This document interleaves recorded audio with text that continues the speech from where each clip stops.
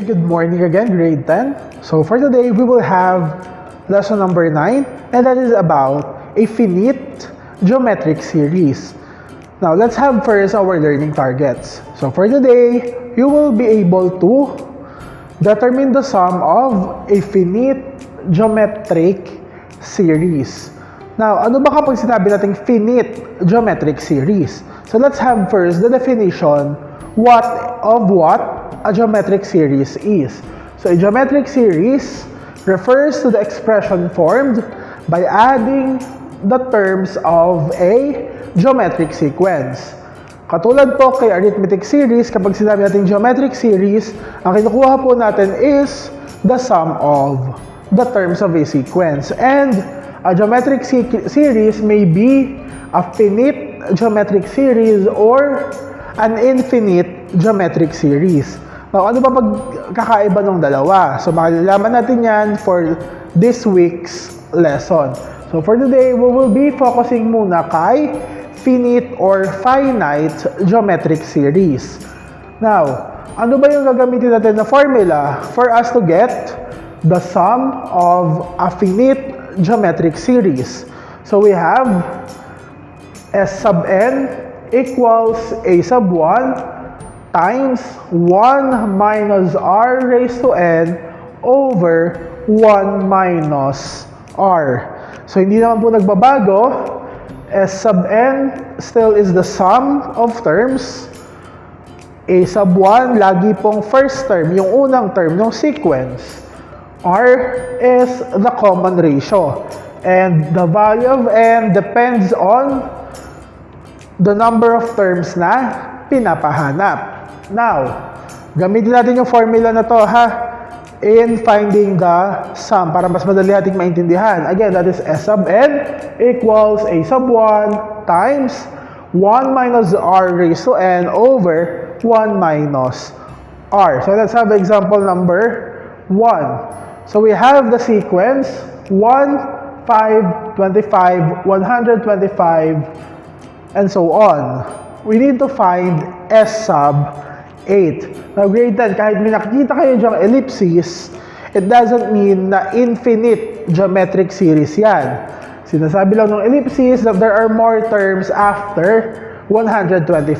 And ang kailangan lang daw nating makuha is S sub 8.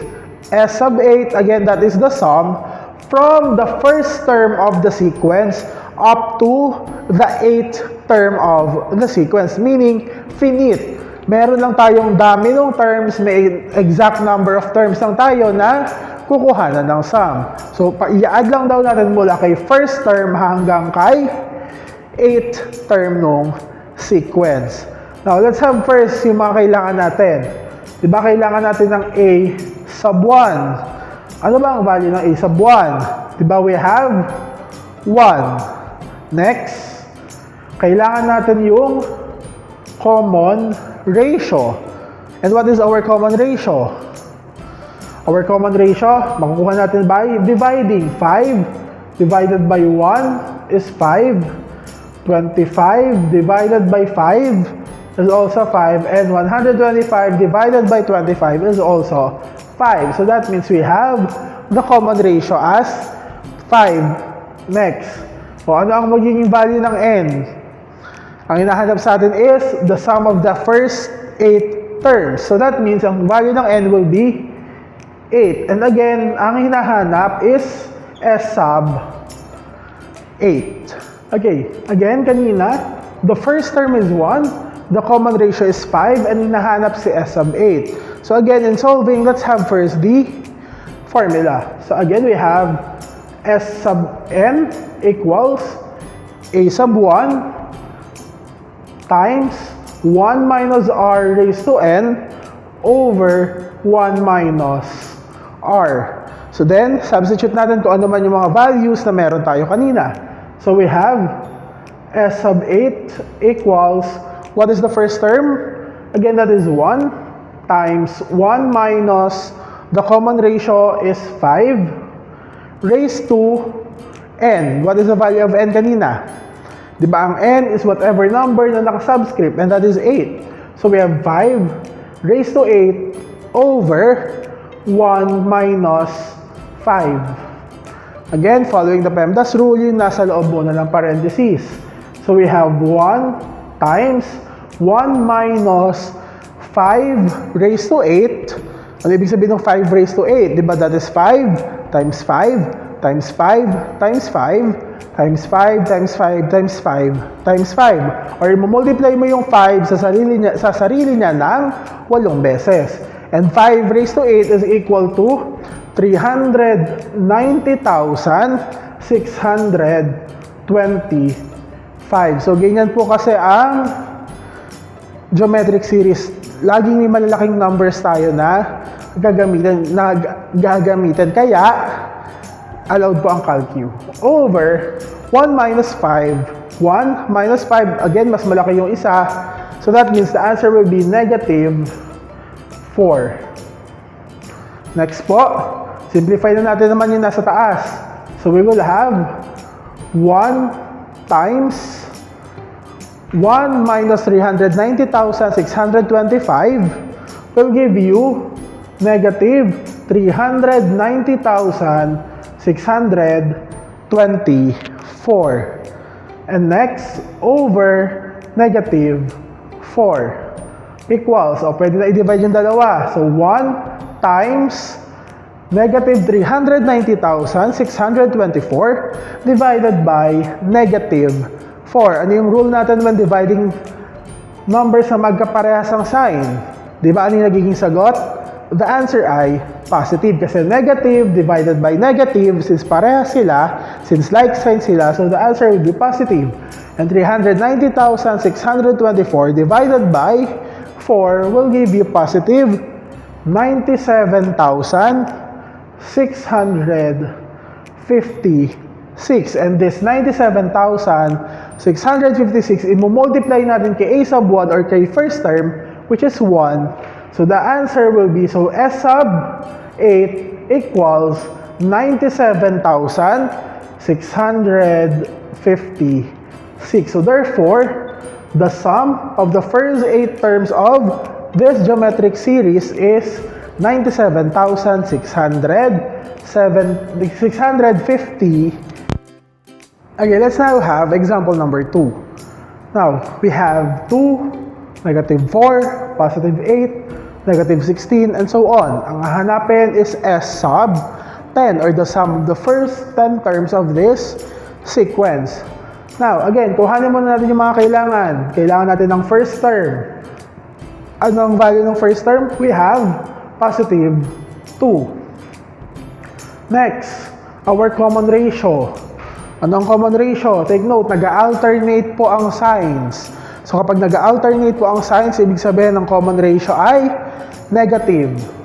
So we have negative 4 divided by 2 is negative 2. Positive 8 divided by negative 4 is negative 2. And negative 16 divided by positive 8 is also negative 2. So we have the common ratio na negative 2. And since ang hinahanap is S sub 10, so therefore, ang value ng n will be 10. And again, ang hinahanap is S sub 10, or the sum of the first 10 terms of this geometry. Okay, let's now have the solution. So again, first term natin kanina is positive 2. The common ratio is negative 2 and ang hinahanap is si S sub 10. So again, para hindi kayo malito, always start with the formula. So S sub n equals a sub 1 times 1 minus r raised to n over 1 minus r. Again, kaya ako pinapaulit-ulit na isulat niyo yung formula para masaulado niyo yung formula and hindi ka na kayo malito pagdating sa exam. So we will have S sub 10 kasi hinahanap po is the sum of the first 10 terms of this sequence or series equals, ano yung value ng first term? Our first term is positive 2. Then, 1 minus common ratio, negative 2. So, 1 minus negative 2 raised to n. Ang value ng n natin ay 10 kasi hinahanap is the sum of the first 10 terms of the series.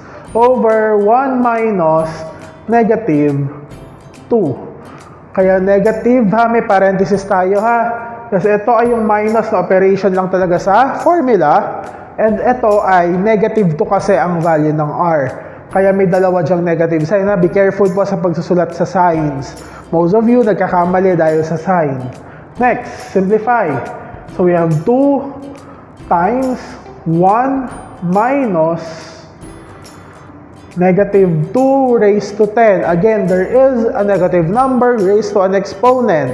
So ano yung sinabi ko last time sa geometric means? Kapag merong ganitong number or negative number na merong exponent, always have that inside a parenthesis pagdating sa calcu nyo. Again na, kapag mag-i-input po again ng negative numbers, tapos may exponent, pagdating sa calcu, lagi siyang nasa loob ng parenthesis yung negative number. So negative 2 raised to positive 10 or negative 2 raised to 10 will give you 1,024. Positive. May minus sign tayo dyan kasi minus yung operation niya talaga. Over. O, negative times negative. Diba? Ito ay magiging positive. So we will have 1 plus 2. So this will be over 3. Sunod. Ito na lang.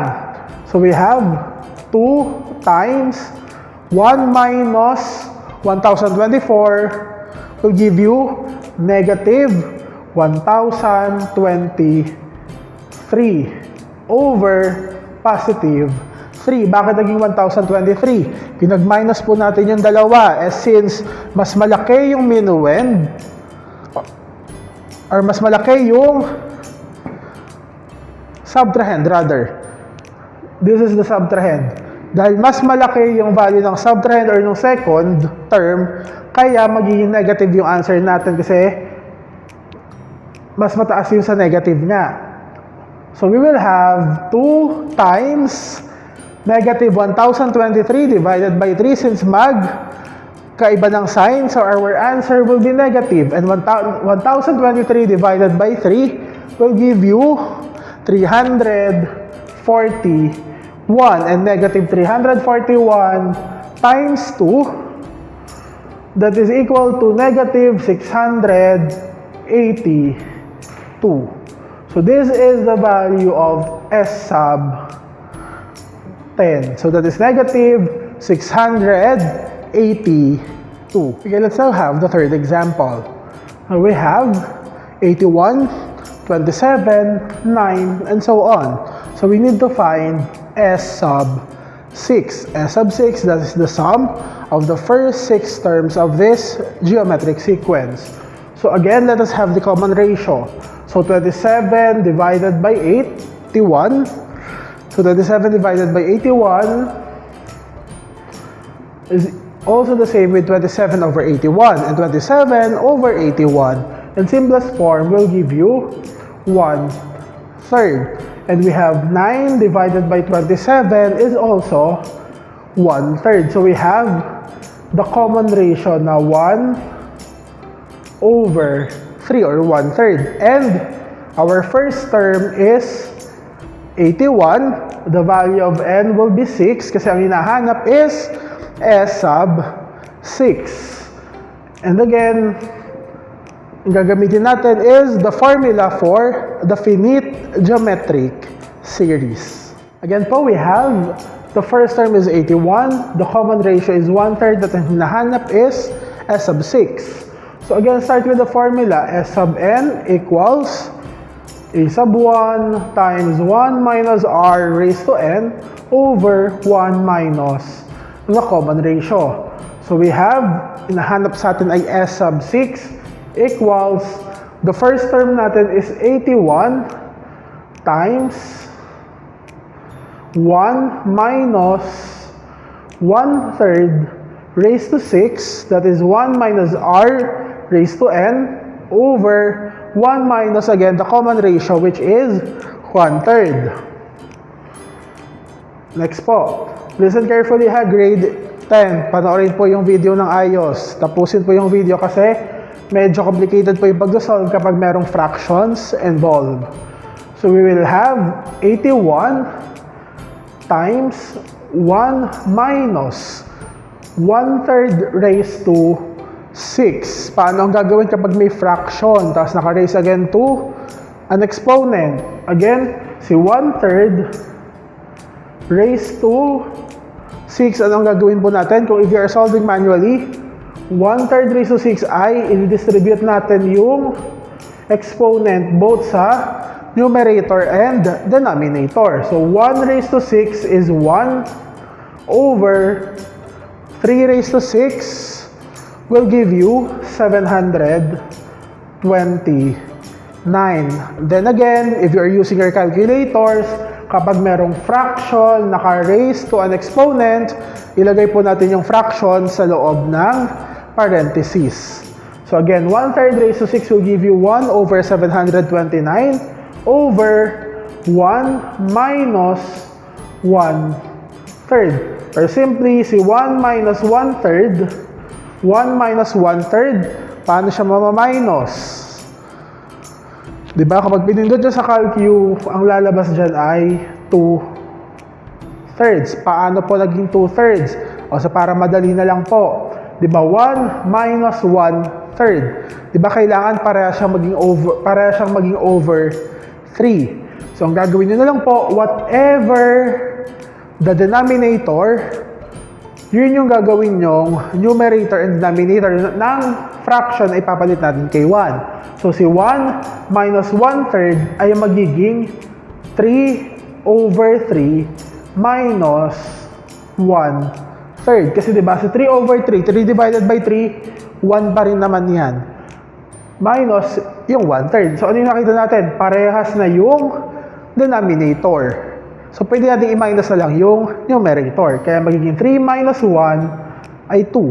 Copy the same denominator na 3. And that same process yung i-apply naman natin ngayon sa nasa taas. So, we will have 81 times 1 minus 1 over 729. So, again, si 1 ay papalitan natin ng isang fraction na 729 yung gagamitin natin numerator and denominator. So, magiging 729 over 729 minus 1 over 729 over 2/3.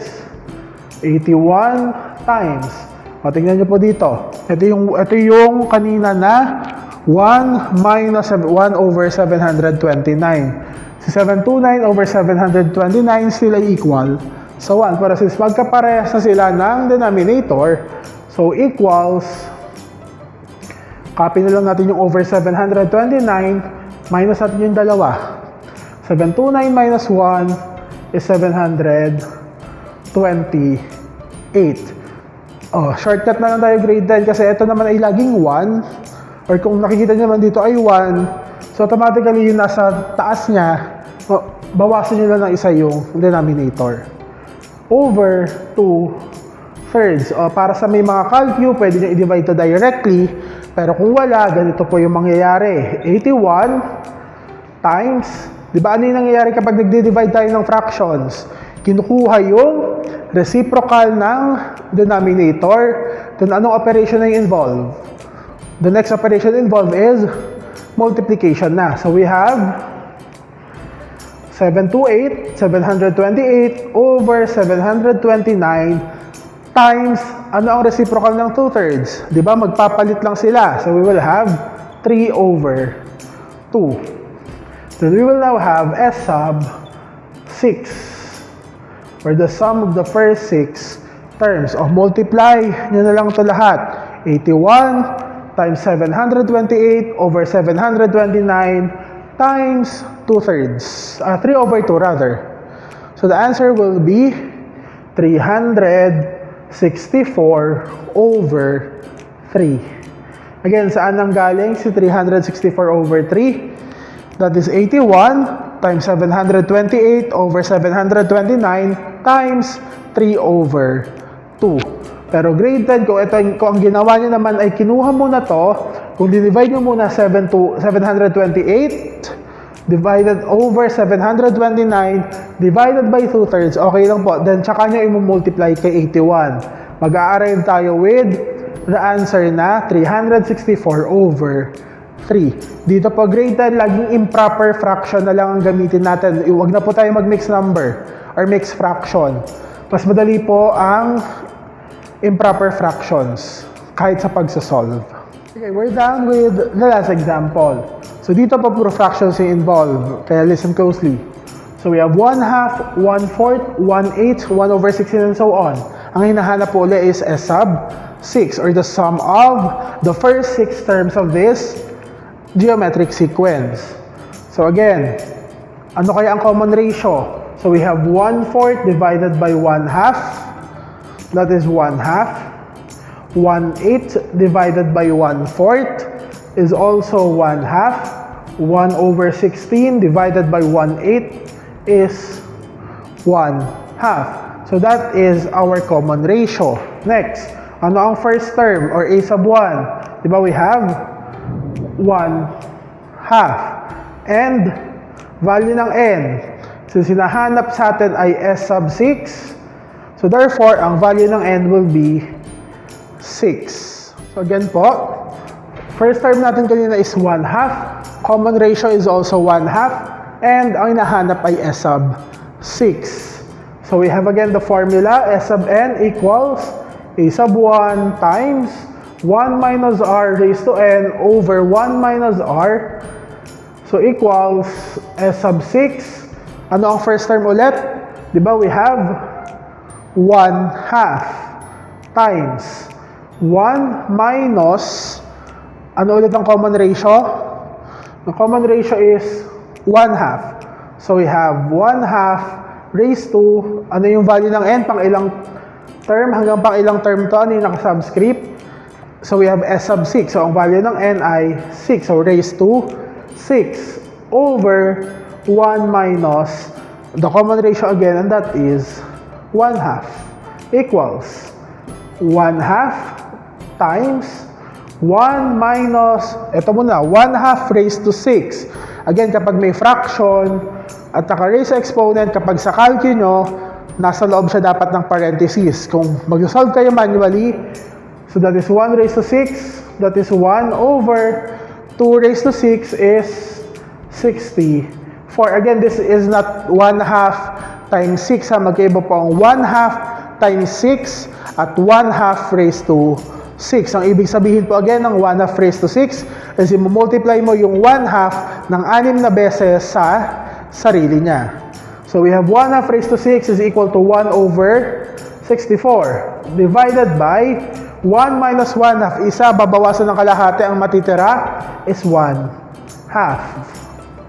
Next, simplify natin yung nasa taas, equals 1/2 times, sobrang haba, 1 minus 1 over 64. Yung katulad kanina, si 1 ay pwedeng siya ay magiging 64 over 64 minus yung kabila na 1 over 64. Again, what is the reason bakit ginagawa kong ganun yung 1? Bakit kinokopya ko yung denominator? Kasi diba, ang rule natin, when we are subtracting fractions, kailangan similar fractions sila. Kailangan parehas ng denominator. Kaya ginagawa ko siyang 64 over 64. Pero kung may calculus naman nga kayo, kung yung calculators nyo ang ginagamit nyo, direct na po sa calculus, 1 minus 1 over 64, ibibigay na niyan yung tamang answer sa inyo. Over 1/2. Ginagawa ko lang po ito kasi para makita nyo kung ano yung nangyayari dun sa solution. So 1/2 times 64 over 64. So copy the denominator na 64. 64 minus 1 is 63 over 1/2. Again, pwede nyo unahin muna to na 63 over 64 divided by 1/2. Makukuha nyo po yung answer niyan kung sa calculus nyo. Pero again, if you are solving it manually, it will be 1/2 times 63 over 64. Again, pag nag-divide tayo sa fraction, kinukuha ang reciprocal, then proceed to multiplication. Kaya instead of divided by 1/2, mamumultiply na siya sa reciprocal ng 1/2. And what is the reciprocal of 1/2? Mababaliktad lang yung numerator at denominator. So si 1 ay mapupunta sa denominator, si 2 ang magiging numerator. And since nagmo-multiply tayo dyan, pwede tayong mag-cancel out. Basta ang pagka-cancel out natin, yung isa dapat ay nasa numerator, yung isa ay nasa denominator. Since merong nasa numerator na 1, at merong denominator na 1, so pwede yang i-cancel out. As well as merong numerator na 2 at merong denominator na 2. So cancel out din yan. So ano na lang yung natira?